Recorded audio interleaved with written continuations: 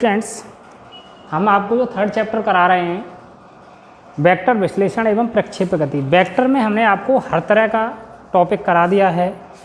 सदिश गुणनफल, अदिश गुणनफल, सदिश गुणनफल के गुण, अदिश गुणनफल के गुण, वेक्टरों का जोड़ना घटाना, समांतर चतुर्भुज का नियम।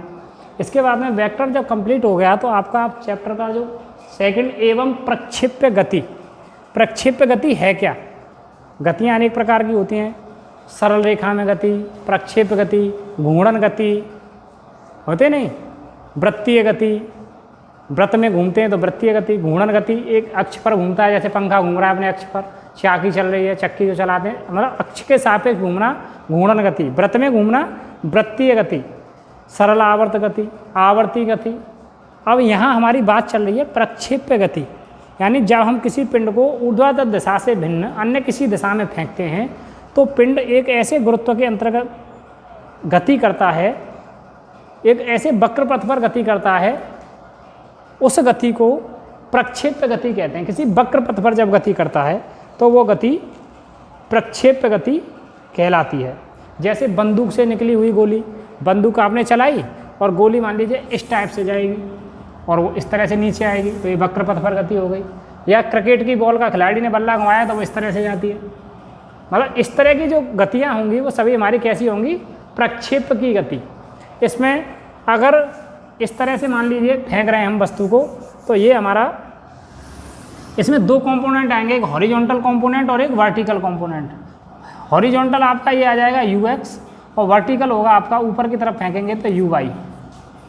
ux हॉरिजॉन्टल कंपोनेंट जो होता है क्षैतिज घटक, क्षैतिज घटक, इसको हम बोलते हैं ux इक्वल टू ये u cos theta. u cos theta क्यों लिया? क्यों? आधार बटे कर्ण में चलता है ये, तो cos थीटा। वर्टिकल कंपोनेंट लंब बटे कर्ण रहेगा, तो uy equal to u sin theta. इसको हम बोलते हैं uy को ऊर्ध्वाधर घटक, वर्टिकल कंपोनेंट, ऊर्ध्वाधर घटक uy equal to u sin theta. ये तो मैंने इसके बारे में बताया। ऊपर को जाएगा uy से, इस तरह से जा रहा है uy से, इधर अगर सीधा सीधा जा रहा है तो u cos थीटा ux क्षैतिज घटक। ये जो जितनी भी पिंड ऊंचाई तय करेगा, ये वाली ऊंचाई जो होगी या यहाँ तक, ये पहले दूसरा वाला यहाँ तक जा रहा है, तीसरा ये यहाँ तक जा रहा है, तो ये जो ऊंचाई होगी वो h कहलाएगी। और इस ऊंचाई को हम ऊंचाई न कह करके क्या कहेंगे? प्रक्षेप्य ऊंचाई। और इस ऊंचाई तक पहुंचने में यहाँ तक लिया गया समय, यानी यहाँ तक t समय लग रहा है, इसका भी t लगेगा, इसका, और लौटने में भी जितना जाने में लगेगा समय उतना ही समय लौटने में भी लगता है किसी वस्तु को। मानिए ये मैंने चौक ऊपर फेंका, तो जिसको ये जितनी ये टॉप पॉइंट पर गया, जितना पहुँचने में समय लगेगा उतना ही समय मेरे हाथ पर आने में लगा इसको। तो ये जो जाने में समय प्लस लौट कर आने में समय, यानी हाइट, टॉप हाइट पर पहुँचा और वहाँ से लौट करके जहाँ से फेंका था हमने प्रक्षेपण बिंदु की सीध में नीचे आ गया, ये समय हमारा क्या कहलाता है? टाइम ऑफ प्रोजेक्टाइल, उड़ान का समय या उड्डयन काल। ये क्या कहलाता है? यहाँ से जहाँ से फेंका हमने और फेंक करके उसी सीध में वापस लौट के आ जाए तो वो उड्डयन काल या उड़ान का समय, फ्लाइट टाइम। ये ऊंचाई मैंने आपको बता दी थी, प्रक्षेप ऊंचाई कहलाती है। और ये जितनी डिस्टेंस कवर करता है, यहाँ से मानिए यहाँ तक जाके गिर रहा है या यहाँ तक गिर रहा है, तो ये कहलाएगी आपकी क्षैतिज परास आर। ये दूरी क्या कहलाती है? अब दूरी न कह करके इसको क्या कहेंगे? क्षैतिज परास। यानी टाइम जो लगेगा प्रक्षेपण बिंदु से और प्रक्षेपण बिंदु से फेंक करके ऊपर तक पहुँचे, हाइट मतलब टॉप पॉइंट से पहुँचकर और अपने प्रक्षेपण बिंदु की सीध में नीचे आता है, वो समय उड़ान का समय या उड्डयन काल। और वो प्राप्त ऊंचाई प्रक्षेप्य ऊंचाई, यानी उड़ान का समय या उड्डयन काल, उड्डयन काल, ये प्रक्षेप्य ऊंचाई, ऊंचाई। और ये क्षैतिज परास, ये जो दूरी क्षैतिज परास। इसकी आगे जैसे इनको डेरिवेशन करेंगे तब विस्तृत चर्चा करेंगे। ऊपर को जो जाएगा हमारा वो हॉरिजॉन्टल कंपोनेंट, ऊर्ध्व घटक u cos theta, sorry uy बराबर u sin थीटा। और क्षैतिज घटक जो होगा इस डायरेक्शन में जो जाएगा वो ux equal to u cos theta, ये क्षैतिज घटक होगा। अब बात यहाँ निकल करके आती है प्रक्षेप्य गति, तो हम हेडिंग डालेंगे प्रक्षेप्य गति। स्टार्ट करते हैं। जब किसी पिंड को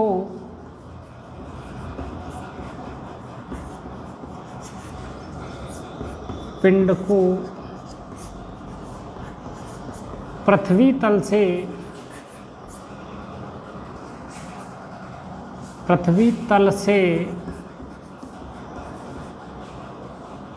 प्रारंभिक पृथ्वी तल से किसी बिंदु से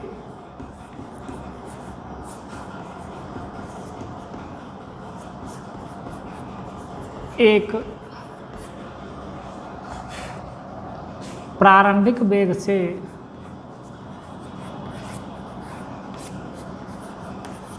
से ऊर्ध्वाधर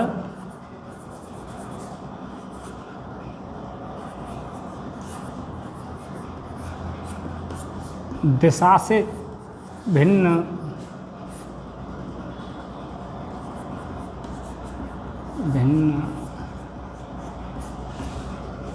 फेंका जाता है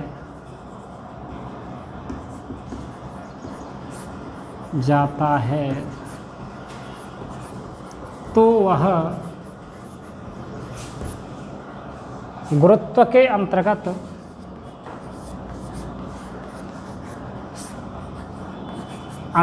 गुरुत्व में तो रहेगा, पृथ्वी से ऊपर जाएगा तो जी नीचे को खींचेगी। अंतर्गत एक वक्र पथ पर गति करता है।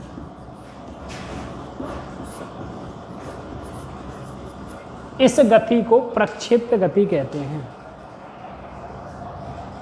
इस गति को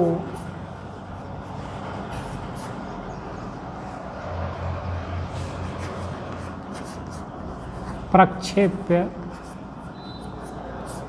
गति कहते हैं और इसके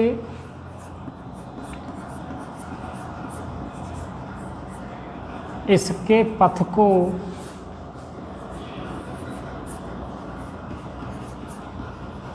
प्रक्षेप्य पथ कहते हैं। अब प्रक्षेप्य गति के एग्जाम्पल कौन कौन से हैं? जैसे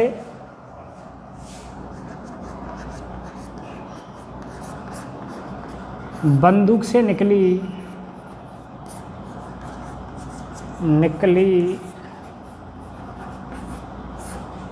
गोली की गति,